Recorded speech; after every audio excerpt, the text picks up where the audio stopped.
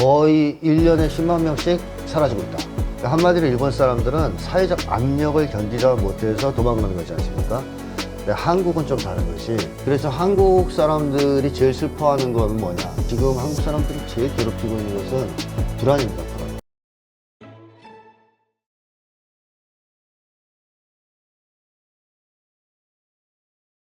말씀하신 대로 일본에서는 어떤 집단의 어떤 배척받는 이러한 것을 상당히 두려워한다 말씀을 하셨는데, 그래서인가요? 네. 요즘 일본에서 사라지는 사람들이, 네. 그러니까 이게 자발적 사라지는 거죠? 그렇죠. 자발적으로 사라지는 사람이 10만 명이 넘는다고요? 거의 저 평균 잡아서 그렇게 이게 얘기하죠. 매년입니까? 이게 매년이죠, 매년. 그 1989년에 도쿄 주식 폭락, 소위 네. 이제 버블 경제 폭락이라 그러죠. 일본의 잃어버린 30년 시작된 시점 아닙니까? 그렇죠. 그때쯤부터 매년 10만 정도가 사라지는, 아, 자살한 경우도 많았지만 어쨌든 증발하는 이런 이제 일이 벌어졌고요. 그 다음에 이게 자살과도 밀접한 관련이 있다라고 평가되는 것은 1990년부터 2000년대 중반까지 일본의 자살률이 제일 높았어요. 그때가. 그래서 이때 인간 증발수도 가장 많았습니다. 그러니까 이제 두 가지가 거의 비슷한. 그래서 인간 증발된 사람들이 상당수는 자살했을 것으로 추정되기도 합니다. 아, 근데 발견을 못해서 그렇지. 예.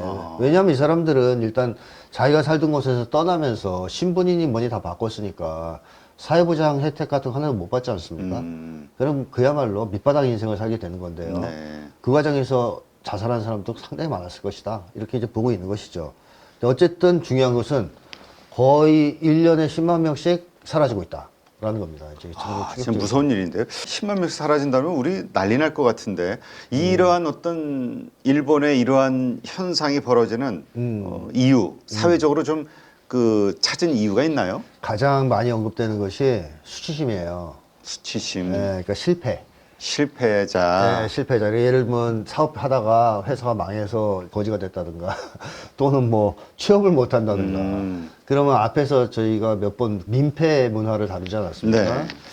그거랑 연장선상에 있는 건데, 이 일본 사람들은요, 대학을 졸업하고 취업을 못 해도 민폐를 끼쳤다고 생각해요. 아, 자기가 사회 구성원으로서. 네, 사회. 그러니까 집단과의 관계에서 계속 집단의 어떤 그런 어떤 요구, 기대, 여기에 부응하지 못할 때, 그거를 그냥 미안해하면 괜찮은데, 한국 사람들은 그냥 미안해하는 정도거든요. 그렇죠. 일본 사람들은 그 민폐라고 생각합니다.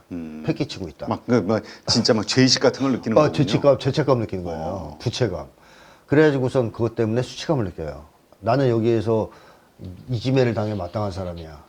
왕따 당하기에 십상이야. 뭐 이렇게 생각하겠죠.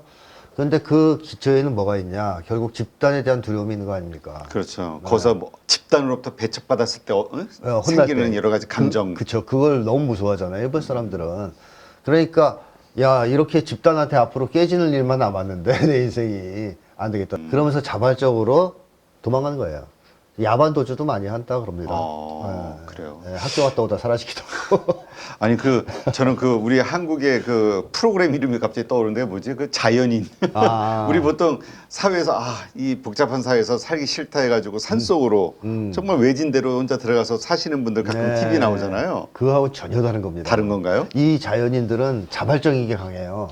그러니까 좀 더 나은 생활을 위해서. 그렇죠. 베터 라이프를 위해서. 그러니까 뭐 사회적으로 막 하도 당해가지고 너무 힘드니까 내가 인생이 망해서 종쳐서 산에 들어간다 보다는 나는 도시 생활보다는 아무래도 자연에서 사는 게 더 행복할 것 같아. 그래서 들어가는 쪽이 강하지 않습니까? 근데 일본은 그렇게 해서 가는 사람은 거의 없어요. 그렇다면 더 좋은 삶이 아니라 이런 노숙자의 삶 비슷하게 하게 되거든요. 이제 그런 삶을 원할 리는 없지 않습니까? 그렇죠. 근데 이 사람들은 견딜 수가 없는 거죠. 그 상황을. 너무 뭐 창피할 수도 있고 무섭기도 하고 비난도 그렇고 그러다 보니까 그냥 싹 사라져서 그냥 사람들 모르는 데서 살다가 죽기도 하고 뭐 그런 사람들이 모인 도시도 있었다 그래요. 그래요? 네, 그럼 이거 상당히 심각한 문제 같은데, 일본 정부나 아니면 일본 사회에서 이러한 약자들, 소위 사회적 약자들을 위한 어떤 대책 이런 게 없었나요? 뭐 거의 없었던 걸로 알고 있습니다. 별로. 뭐 10만 명 사라지는데 뭐 찾는 사람은 거의 많지 않다 이런 얘기도 들리고요. 그러다 보니까 지금도 계속되는 거 아니겠습니까? 대책이 있었으면 계속 매년 이렇게 사라지겠습니까? 그렇죠. 네. 아, 그러니까 내가 이 사회 부적응자, 나고자, 이제 난 이 안에 있을 수 없어. 네. 이러한 생각을 할 수밖에. 이거는 결국 우리 체면 문화 뭐 여기 연결되는 거 아닌가요? 내 체면상 한국이 오히려 체면 문화가 세고요. 우리가 체면이죠. 네, 일본은 그게 아니고 무서운 거예요. 무슨 욕먹을까 두려움. 봐. 그러니까 이게 다른 것 중에 하나가 한국 사람들은 망했어요, 사업이. 회사 잘렸습니다. 가족하고는 그 얘기를 합니다. 그렇죠. 그런 상황에서. 물론 이제 그래서 이혼한 경우도 있지만. 그렇지. 어쨌든. 대체로 가족하고 얘기하고 자식들하고도 얘기해서 가족 단위로 움직여요. 네. 도망을 쳐도 가족이 도망치고요. 또 가족 단위로 해결책을 만들든가, 심지어 자살도 가족 단위로 하지 않습니까? 근데 일본 사람들은요, 망했어, 자기가 가장인데요. 아내한테도 얘기 안 하고 도망가요. 아, 혼자 네. 당사자만. 자식들한테도 얘기 안 합니다. 그래서 가족들이 애타게 찾는 경우도 있어요. 가장을. 그러니까 일본 사람들이 사실상 개인주의자라고 제가 계속 얘기하는 것은 속마음을, 혼내를 서로 교환하지 않는다는 거예요. 가족 사이에도. 그러니까 이 가족 사이에서도 이 사람은 딱 자기가 맡고 있는 다테마에라는 겉모습이 있는 겁니다. 가장으로서. 항상 어떤 역할을 해야 되고, 가족 앞에서 어떤 말을 해야 되고, 그러면서 자기 지위를 유지하고 왔는데, 그게 깨진 거란 말이에요. 네. 그때 이 혼내가 드러나기 시작하고, 그걸 직면하게 되는데, 가족하고 나눌 수가 없어요. 그거는. 한 번도 나눠본 적이 없거든요. 이거 혼자 도망쳐요. 그러니까 한국 사람들은 혼자 도망치는 경우가 별로 없습니다. 그러니까 집에 저 가족이 야밤 도주한다 그러는데. 네, 가족이 하죠. 근데 인간 증발이라고 네. 표현하셨는데 이렇게 네. 10만 명씩 인간 증발이 일본에서 일어나는 것이 이제 엄청난 사회적 문제인데 한국은 뭐 비슷한 게 있지 않나요? 한국도 역시 뭐 우리 자살률 증가 1위, 뭐 OECD 국가 1위 이런 안 좋은 데이터들이 있잖아요. 자살은 뭐 OECD 1위의 부동의 1위라고 봐야죠, 한국이. 근데 한국 사람들은요, 일본 사람이 자기네 인간 증발을 뭐라고 표현했냐면, 일본 사람들은 압력밥솥에 있는 개인들이다, 이렇게 얘기를 했단 말이에요. 압력밥솥에서 밥을 막 하려고 찌잖아요. 네네. 그럼 이 압력을 견디지 못하고, 사회적 압력을. 아. 수증기가 돼서 나가잖아요. 그렇죠. 이 수증기가 인간 증발이다, 이렇게 표현하는 일본 사람이 있어요. 상당히 저는 적합한 비유라고 생각하는데요. 그러니까 한마디로 일본 사람들은 사회적 압력을 견디다 못해서 도망가는 거지 않습니까? 근데 한국은 좀 다른 것이 집단 압력이 두렵거나 그걸 감당하지 못해서 자살을 하거나 도망치는 경우는 거의 없고, 오히려 집단에서 배제당하는 게 싫어서, 집단에서 분리되거나 배제당하거나 존중받지 못하는 게 무서워서 자살을 하거나 도주를 하죠. 아, 맞아요. 그러니까 오히려 약간 좀 차이가 있네요. 네, 차이가 그건 많죠. 두려움이고 네. 우리는 내가 체면. 끼고 싶은데 여기에 어. 예, 존중받고 싶은데 거기 이제 체면도 들어가는 거고요. 그래서 한국 사람들이 제일 슬퍼하는 건 뭐냐? 모두가 저렇게 해피한데 잘 사는 것 같은데 나 혼자 여기서 쓸쓸하게 떨어져 있는 것 같은 느낌. 이거 제일 싫어합니다, 한국 사람들이. 혼자 뭐 하는 거 되게 싫어하잖아요. 네, 그렇죠. 예, 그래서 한국 사람들이 제일 무서워하는 것은 집단의 압력이라기보다는 집단에 내가 끼지 못할까봐. 맞아요. 우리가 그래서 참 그 외국 나가면은 그 한인 조직이 그렇게 많은지 모르겠어요. 무슨 고향 향후회, 무슨 네. 해병대 전후회, 네, 네. 뭐 무슨 동호회, 뭐 해가지고 난리가 아니더라고. 그 좁은 데서. 맞습니다. 그러니까 한국 사람들이 해외에 나오면 더더욱 그걸 느끼겠죠. 그러니까 이제 그런 걸 악착같이 만드는 거고요. 조직의 힘. 우리는 네. 그걸 즐기는 쪽이고 여긴 두려워하는 쪽이고. 두려워하는 쪽이죠. 가능하면 그런 거 없었으면 좋겠다, 이런 쪽이겠죠. 야, 약간 좀 차이가 있네요. 이게. 네네네. 한국은 그런 뭐 건- 감옥에서도 조직 만드는 사람들이에요. 아, 그래요? 감옥에서 어떻게 조직을? 아우 아. 통성명 통해서 인맥을 형성하는 사람들입니다. 맞아요. 그래서 감옥 나오면 인맥이 생겨요. 아, 맞아. 예, 군대 가서도 잘 지내는 사람들이 인맥 형성하고 나오잖아요. 그렇죠. 그러니까 이게 한국 사람들의 그 특유의 이런 집단주의거든요. 저는 이제 그 우리주의라고 표현합니다. 우리주의. 예. 네. 차이가 있긴 있네요. 근데 이제 사실 언론에서 조사한 그 행복 지수라고 하나요? 이걸 예. 국가별로 보면은 가난한 나라들이 그렇게 높더라고요. 행복 지수가. 네네. 우리 되게 불행한 나라 중에 하나로 나오잖아요. 그렇죠. 행복 지수 행복 맞습니다. 지수가 안 좋은. 예. 이유가 뭡니까? 경제는 성장을 했는데. 그러니까 행복 지수가 높은 나라들은 일단 두 가지 종류가 있습니다. 하나는 조금 그래도 소득 수준이 있고 산업화가 된 나라들 중에서는 대부분이 북유럽 쪽에 쏠려 있습니다. 행복 지수가 높은 나라들이. 그래서 뭐 덴마크, 뭐 스웨덴, 노르웨이 뭐 이런 쪽이고요. 그렇지 않을 경우에는 오히려 남미 쪽 나라들이나 이런 나라들, 소득 수준이 낮은 나라들이 행복 지수가 높아요. 한국은 둘 다 못 끼는 그래서 굉장히 낮은 행복 지수를 가지고 있는데 그 이유는 행복을 좌우하는 결정적 요인이 관계나 공동체이기 때문에 그렇습니다. 그러니까 심리학 쪽에서 오랜 기간에 걸쳐서 전 세계에서 많은 연구를 해오지 않았겠습니까? 행복 네. 문제에 대해서. 근데 일치한 결론이 항상 똑같이 나오는 게 있습니다. 행복을 결정적으로 좌우하는 것은 공동체다, 관계다. 이게 제일 중요하다. 네. 이건 어느 나라나 똑같이 다 나옵니다. 그러니까 사람은 결국 공동체나 관계 속에서 행복할 수 있다는 것인데 한국 사람들이 90년대 이후에 가장 크게 겪은 어려움은 공동체가 거의 다 와해됐다는 겁니다. 관계가 악화되고 그러면서 한국 사람들이 행복에서 멀어지기 시작했던 게 하나가 있고 소득 수준은 올라갔으니까 물론 이제 그런 측면이 있었겠지만 또 한 가지는 한국인들이 전 세계에서 가장 우리성이 강한 그러니까 집단주의가 강한 네. 민족이라는 거예요. 그러니까 한국 사람들은 아까 얘기했듯이 일본 사람들은 집단 속에 있는 걸 굉장히 싫어하잖아요. 그렇죠. 근데 한국 사람들은 집단에 있어야 행복한 사람들이거든요. 아, 우리가 됐을 때 행복한 사람들이거든요. 한국인들은 거리에서 막 모여서 같이 응원하고 뭐 같이 그렇죠. 뭐 하는 거 되게 좋아해요. 그럼 뭐 그걸 보고 외국에서는 와 단합 잘 되고 역동적이라고 그렇죠. 표현을 하는데 네, 이제 한국인들 입장에서는 그때 우리가 됐다고 느끼고 그 우리가 되었을 때의 느낌을 정말 좋아합니다, 한국 사람들이. 그래서 술자리도 한국 사람들이 1차 가서 2차, 3차 막 가는 이유 중에 하나가 1차에 가서 술이 좀 들어가면 계급장 다 떼고 우리가 되는 상황이 옵니다. 그야말로 위아래 없이. 그 순간이 너무 좋은 거예요. 우리가 됐다는 느낌이.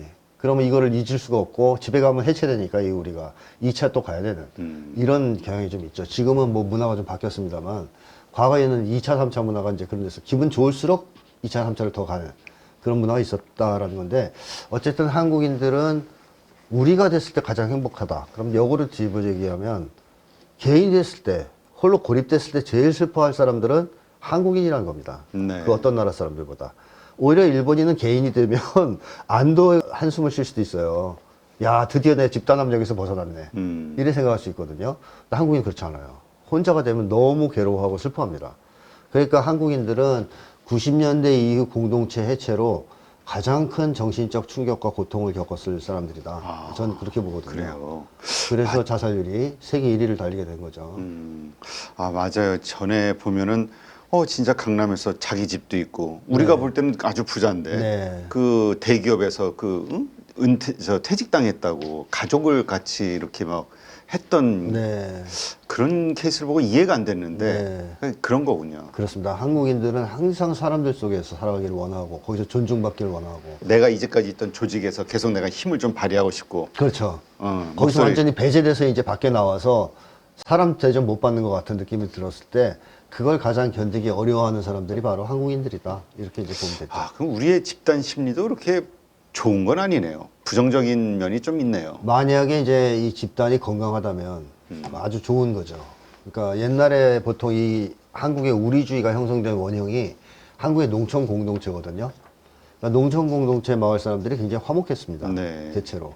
그래서 한국의 농촌 공동체가 어느 정도로 화목했냐면 뭐 이웃집에 숟가락 수가 몇 개 있는지 안다 이 얘기는 좀 나쁘게 얘기하면 한국 사람들 너무 남의 일에 관심이 많다라고 맞아요. 해석할 수 있지만 또 좋게 얘기하면 그만큼 서로 비밀 없이 허물 없이 다 드러내면서 살았다는 걸 의미하기도 하거든요. 그리고 우리 속담에 또 그런 것도 있죠.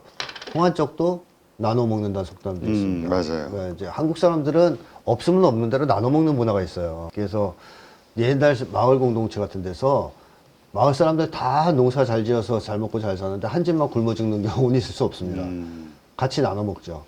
근데 그런 문화 속에서 형성된 게 우리주의라서 만약에 공동체가 건강하면 정말 좋은 겁니다. 그렇게 해서 만들어진 거고 원래. 그렇군요. 근데 이 만약에 공동체가 건강하지 않다. 네. 안 좋죠. 당연히. 건강하지 않은 공동체인데 눈치 보고 따라가려고 하고. 그러니까 우리도 그런 경우들이 많이 있잖아요. 네. 뭔가 개인적으로는 이거 안 맞는데 네. 그러나 우리처럼 맞아요. 그거 뭐 여러 가지 어떤 집단이 됐든 뭐가 됐든 조직 나의 의견보다 조직의 의견에 따라야 된다. 네. 조직 논리 이런 거 많이 있잖아요. 있죠. 그러니까 그게 조직이 건강하면 문제가 없는데 아닐 경우에는 문제가 된다는 것이고 이제 그런 경우에도 일본 사람들에 비해서는 한국 사람들이 훨씬 더 저항적이에요. 일본 사람들은 그야말로 조직의 명령, 네. 상급의 명령은 절대 복종하는 경향이 있거든요. 근데 한국 사람들은 뭐 그렇게 다 잘린다든가 이럴 때는 저항을 못 하겠지만 네. 그렇지 않은 경우에는 소위 이제 속된 말로 계기입니다. 한국 사람들은. 그렇지. 우리는 저항을 잘하죠. 잘합니다. 이게 이제 옛날 공동체가 포갑적인 공동체가 아니었기 때문에 그렇습니다. 이게 사랑과 협력을 중심으로 맺어진 공동체지 일본처럼 위에 있는 지배자들이 규율 정해서 내리먹인 공동체가 아니거든요. 네. 따라서 포갑이나 뭐 이런 걸 두려워해서 한국 사람들이 말을 잘 못하고 그런 건 별로 없어요. 말 잘합니다. 그래요. 그렇다면 이러한 어쨌든 뭐 일본인이든 한국인이든 그런 조직으로부터 나오는 생기는 그 불안 심리 있지 네, 않습니까? 네. 이 불안 심리를 어떻게 잘 다스려야 될까요? 어떻게 다스릴 수 있는 방법이 있을까요? 일본 같은 경우에는 저는 좀 문화적 혁파가 좀 필요하다 이렇게 보고요. 제가 계속 지적하는 그것들을 일본 사람들이 만약에 알아서 야 우리 이제 이 가짜 집단주의 깨자. 차라리 그냥 개인주의 사회로 가자 이러든가 아니면 진짜 집단주의 사회가 되기 위해서 노력하자라든가 뭔가 대안을 찾아서 움직여야 될 거라고 생각하고 네. 한국 사람들 같은 경우에는 결국 지금 한국 사람들을 제일 괴롭히고 있는 것은 불안입니다. 불안. 불안. 그렇죠. 네. 한국 사람들이 불안한 가장 큰 이유는 생존을 해결하는 데 있어서 원래 한국 사람들은 5천 년 전부터 지금까지 얼마 전까지 생존 해결 방식이 공동체별로 해결하는 거였어요. 최소한. 그러니까 개인이 맡아서 이 생존 문제를 다 책임지는 경우가 별로 없었습니다. 그래요. 이게 또 서양하고 다르죠. 서양은 농촌에서 또 중세 봉건제만 돼도 개인 농들이 많이 등장하거든요. 네. 그래서 알아서 자기 먹고 사는 걸 챙기고 옆 농사 짓는 사람하고는 좀 교류를 좀 적게 하고 이런 식이었다면 한국은 그런 방식이 아니고 마을 단위로 모여가지고 농사를 짓고 네. 마을 단위로 뭐 의식주를 다 해결하는 이런 문화가 있었어요. 쉽게 얘기하면 개인의 생존을 공동체가 책임지는 문화라는 거죠. 네. 그래서 이게 이제 국가 차원에서도 그 이념이 반영이 되기 시작합니다. 다 그렇게 사니까. 그게 조선시대 때 이제 이념이죠. 뭐 대동 세상을 만든다든가. 국가는 기본적으로 국민들 생존을 책임져야 된다는 이 정치 철학이 나옵니다. 그 유학자들 사이에서 나오죠. 네. 그래서 조선시대만 해도 흉년이 들면 왕이 당연히 가서 백성들한테 먹을 걸 나눠주고 그랬어요. 이거 뭐 공짜로 나눠주는 거니까 뭐 도덕적 해이니 이런 말 없었어요. 그렇죠. 그냥 나눠줬습니다. 왜냐하면 조선시대 때는 능력이 없어서 그랬지 당연히 국가가 의식주는 책임져야 된다. 기본 생존은 책임져야 된다. 이런 인식이 지배적이었거든요.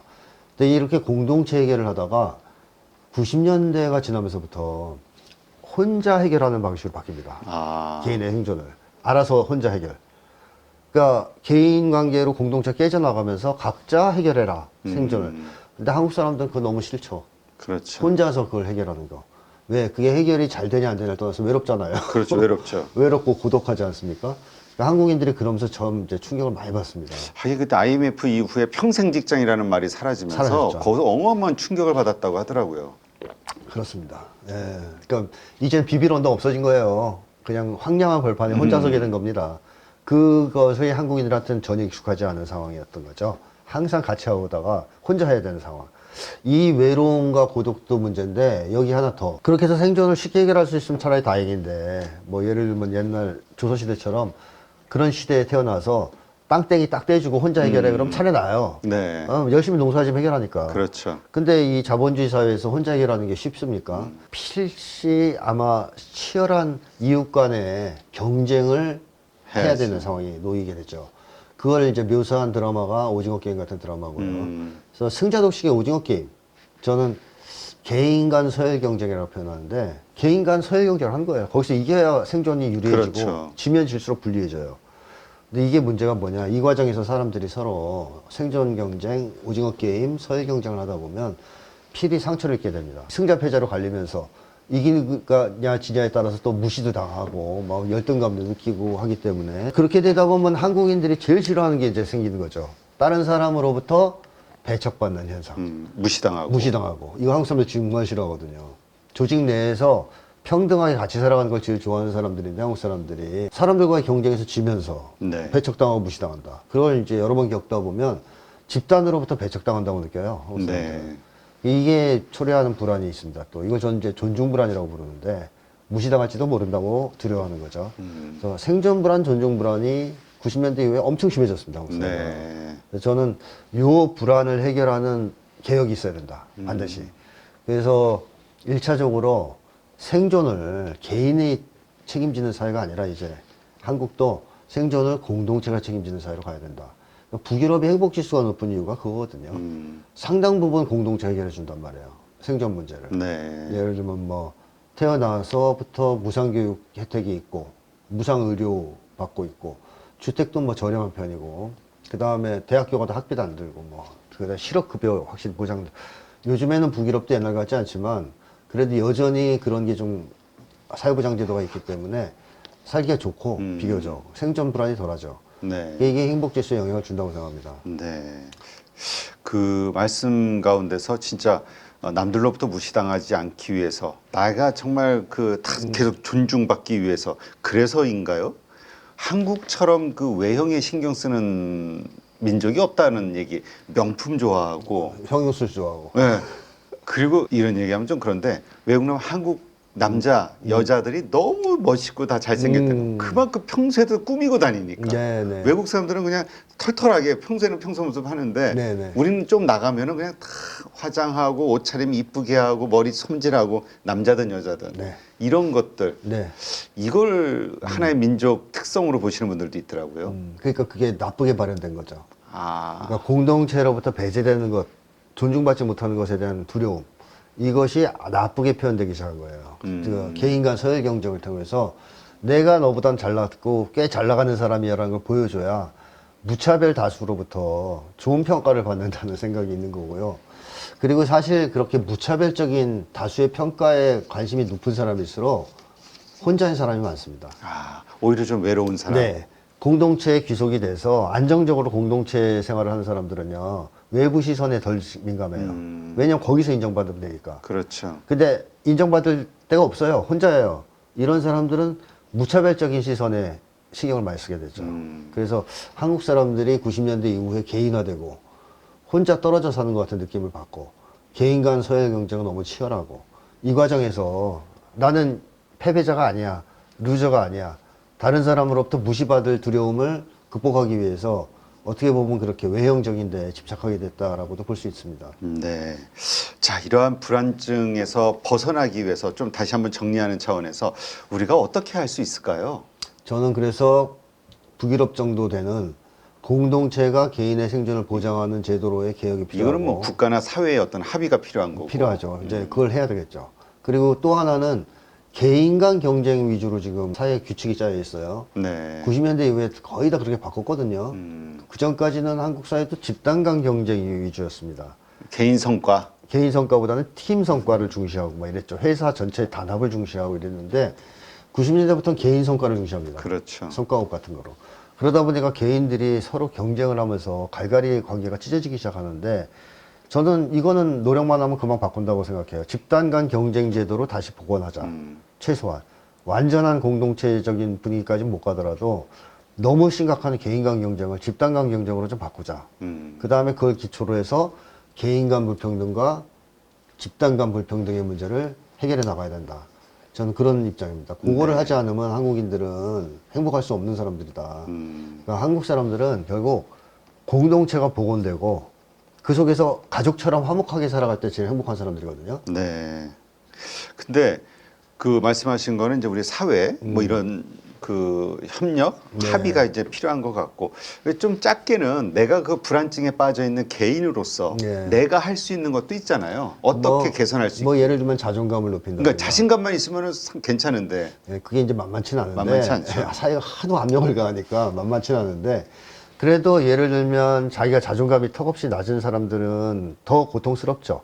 아무래도 견뎌내는 힘이 없으니까. 그렇죠. 이제 그런 분들은 자존감을 좀 돌아보면서 야, 내가 자존감이 이 정도로 낮으면 안 되는 사람인데 너무 낮게 지금 만들어져 있네. 너무 낮게 내가 생각하고 있네. 이걸 좀 정상화시키자 하는 이런 노력들은 상당한 도움이 되겠고요. 그 다음에 뭐 공동체에서 소외되어 있을수록 아까 얘기했듯이 타인의 시선에 더 민감해진다 그러지 않았습니까? 그래서 내 주변에 있는 좋은 사람들이 있다면 그 사람들과의 관계를 강화하면서 뭐 규모가 좀 작더라도 소규모 공동체 같은 거에 자꾸 참가해서 관계를 만들어 나갈수록 그 무차별 다수의 시선에서는 좀 이 면역력이 생겨요. 그게 그 나름대로의 조직이네요. 그것도. 네, 그렇죠. 예를 들면 뭐 매일 일주일에 한 번씩 그 모임에 나가. 그럼 그 사람들한테 신경 쓰거든요. 맞아요. 근데 네. 이 서양 영화 보면은 미국 같은 데 보면은 그런 사회적 소셜 시스템이 되게 잘 되어 있는 것 같아요. 네. 무슨 알코올 중독자의 동네 네네네. 알코올 중독자 모임 아니면 무슨 최근에 뭐 배우자를 사별한 사람들 네. 뭐 가족을 잃은 사람들 그러니까 뭔가 같은 공통의 문제를 가지고 있는 사람들끼리 네. 모여서 서로 격려하고 막 하는 그런 프로그램들이 많은 것 같더라고요. 집단 치료 프로그램이죠. 아, 대체로. 이런 게 이제 선진국 잣대군요. 예, 근데 그걸로는 해결이 안 될 정도로 심각한데 미국도 문제가. 아, 그 하긴 그렇죠. 예, 그런데 한국 사람들은 뭐 꼭 그런 거 아니더라도 뭐 동네에서 잘만 만들면 말들 수도 있어요. 이렇게 몇몇 모여서 종교 단체를 이용하든 봉사 단체를 이용하든 이제 그런 데서 조직을 만든다. 혹은 뭐 독서모임이라도 같이 하는 사람들이 있다. 주기적으로 뭐 2주에 한 번이라도. 그러면 뭘 많이 신경 쓰냐면 한국 사람들 그 공동체 신경 쓰거든요. 아, 그러니까 이 관심은 외형적인데 안 가고 책 열심히 읽어서 발표 잘하는 데 가게 되겠죠. 그렇죠. 그리고 뭔가 근데 말씀하신 것처럼 지금 세계적으로 종교가 네. 지금 쇠퇴를 거는데 한국만 증가하고 있다고 제가 들은 적이 있거든요. 아니 전반적으로 쇠퇴합니다. 아, 지금도 한국도 네네. 이 교회 많이 가고 이런 아니요, 교회 신도수 팍팍 줄고 있습니다. 그래요? 네. 이거 예전 얘기군요. 네, 그래서 예전 얘기입니다. 한국도 진짜 그 이런 그 종교라는 걸 통해서 왜 조직에 들어가고 싶어하는 인맥 만들고 그렇게 너무 그 목이 마른 사람들은 사이비 쪽에 많이 빠지는 경향이 있어요. 오히려 그쪽에서 그걸 아주 잘해주거든요. 처음 초기에. 그래서 사이비 쪽으로 많이 빨려 들어가고 지금 전반적으로 종교는 신도수가 좀 감소 추세에 있고요. 그다음에 한국인들은 어차피 옛날에 많이 늘었다고 해도 무신론자가 50%가 넘는 나라입니다. 아, 그래요. 네. 알겠습니다.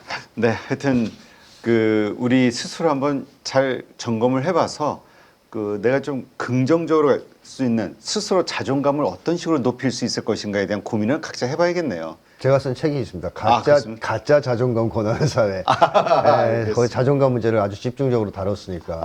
근데 저도 예전에 생각해 보니까 저 사춘기 때 정말 자신감이 없었거든요. 예. 자존감이 낮았을 때인데 그때 이시영 박사님의 그 예. 배짱으로 삽시다. 아, 그 책을 읽고 되게 확 달라졌던 기억이 나요. 네. 그래가지고 작년인가 재작년에 이시영 박사님 90 몇 세 정말 연로하시죠. 네. 와, 그래서 그 말씀을 좀 드렸었는데 이런 식으로 뭔가 스스로 이렇게 자기 동기부여를 할 수 있는 것이 책도 하나의 방법이 되겠네요. 그럴 수 있죠. 특히 이제 증상이 아주 심각하지 않을 때는 그런 거로 충분히 도움이 될 수 있습니다. 네. 제가 그때 증상이 심각하지 않았었나? 아주 심각하면은- 나름대로 되게 심각했던 것 같은데. 아주 심각하면 잘 안 됩니다. 책 하긴, 같은 거로는 상담 맞아요. 받으셔야 됩니다. 그럴 때는 의사를 네, 전문가를 만나야죠. 네, 알겠습니다. 오늘도 이렇게 해서 재밌는 우리가 참 가깝고도 먼 나라라고 표현하는 일본인 그리고 우리 한국인들의 여러 가지 부분에서의 그 사회적 심리를 좀 살펴봤고요. 네, 한번 스스로 내 마음을 돌아보는 또 점검해볼 만한 이유가 있지 않은 시간이었나 이런 생각이 듭니다. 함께해 주신 김태형 소장님 네, 고맙습니다. 고맙습니다.